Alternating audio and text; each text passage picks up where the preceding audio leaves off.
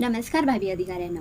मी तुम्हाला भावी अधिकारी म्हणाले कारण इथे बसलेल्या प्रत्येक विद्यार्थ्यांमध्ये जिल्हाधिकारी, कलेक्टर किंवा पोलीस अधीक्षक बनण्याची क्षमता आहे. फरक फक्त इतकाच आहे की काही जण फक्त स्वप्न पाहतात आणि काही जण ते स्वप्न सत्यात उतरवण्यासाठी योग्य पाऊल उचलतात. आज तुम्ही इथे आला आहात हेच तुमचं पहिलं यशस्वी पाऊल आहे. अधिकारी का बनायचं असतं? पर्पज काय असतो? तर अधिकारी बनणं म्हणजे फक्त लाल दिवा किंवा रुबाब नाही.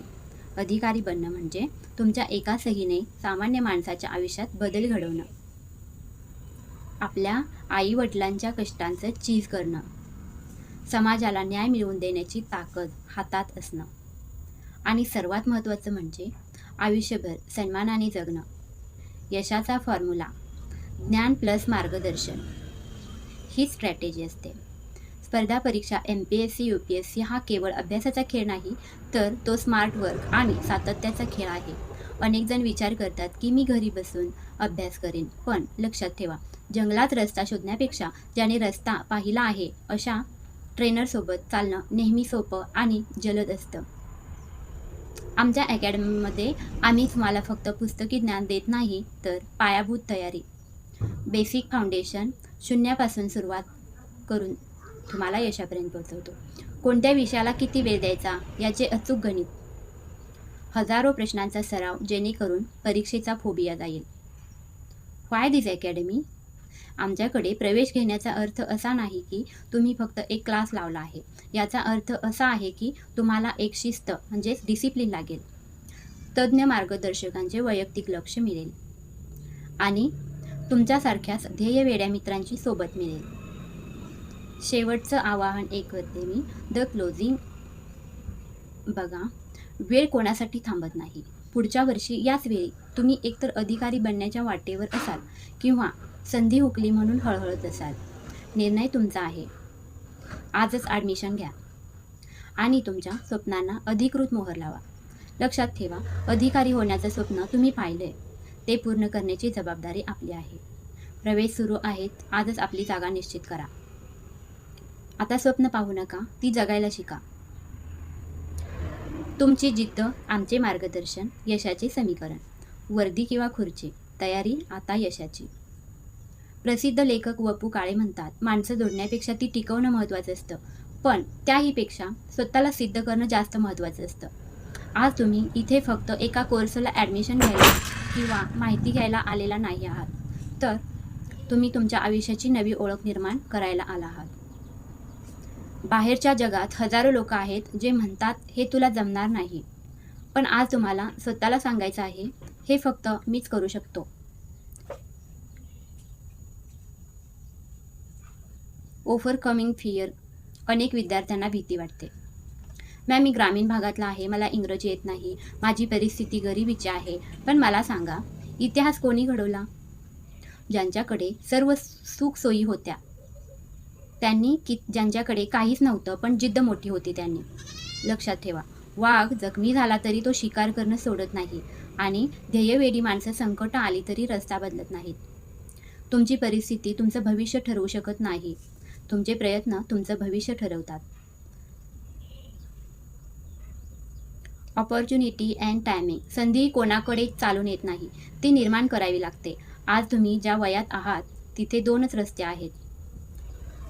एक करमणुकीचा रस्ता, जिथे मोबाईल, रील्स आणि वेळ वाया घालवणं आहे, आणि दुसरा कर्तृत्वाचा रस्ता, जिथे कष्ट आहेत, अभ्यास आहे आणि सुरुवातीला थोडा त्रास आहे. पण लक्षात ठेवा, जे आज कष्टाचा रस्ता निवडतील, उद्या दुनिया त्यांना सॅल्यूट करेल, आणि जे आज मज्जा करतील त्यांना उद्या आयुष्यभर संघर्ष करावा लागेल.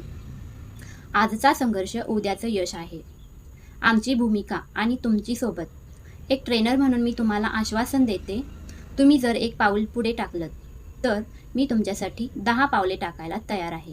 आम्ही तुम्हाला फक्त विषय शिकवणार नाही, तर आम्ही तुम्हाला लढायला शिकवणार आहोत. स्पर्धा परीक्षेचा गड जिंकायचा असेल किंवा करिअरचं शिखर गाठायचं असेल तर रक्ताचं पाणी करावं लागतं. आम्ही तुम्हाला योग्य दिशा देऊ, पण चालावं तुम्हालाच लागणार आहे.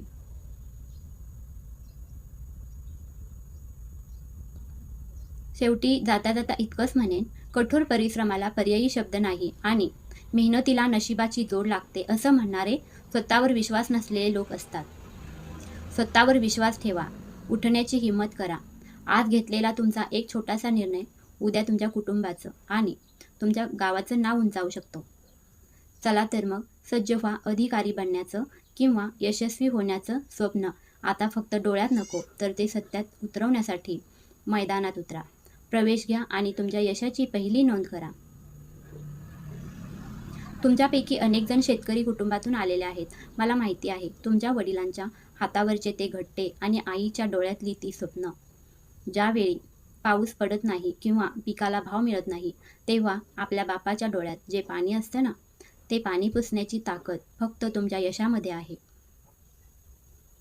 तुमच्या बापाने आयुष्यभर उन्हात कष्ट केले ते फक्त यासाठी की त्याच्या मुलाने किंवा मुलीने उद्या AC ऑफिसमध्ये बसून मानाने काम करावं. ज्या दिवशी तुम्ही अधिकारी होऊन निळ्या लाल दिव्याच्या गाडीत गावात जाल आणि तुमचा बाप अभिमानाने सांगेल की हा साहेब माझा मुलगा आहे, तो क्षण तुमच्या बापासाठी स्वर्गापेक्षा मोठा असेल. एक यशस्वी उदाहरण मला द्यायचं आहे. इन्स्पायरेशन सक्सेस स्टोरी सांगते. तुम्ही अन्सार शेख यांचं नाव ऐकलं असेल. जालना जिल्ह्यातील एका छोट्याशा गावचा मुलगा. वडील रिक्षा चालवायचे. घरची परिस्थिती अत्यंत हलाखीची. घरात खाण्याची भ्रांत होती. पण अन्सारच्या डोळ्यात एकच स्वप्न होतं, IAS व्हायचं.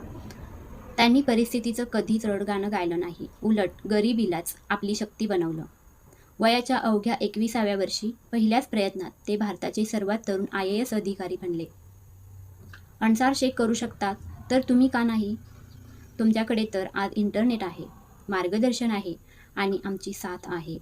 गरज आहे ती फक्त एका जिद्दीची. बापाच्या कष्टाची आणि आईच्या पदराची जाण ठेवा. यशाचं शिखर गाठण्यासाठी जिद्दीचा बाणा ठेवा. जय हिंद, जय महाराष्ट्र. जय हिंद. धन्यवाद.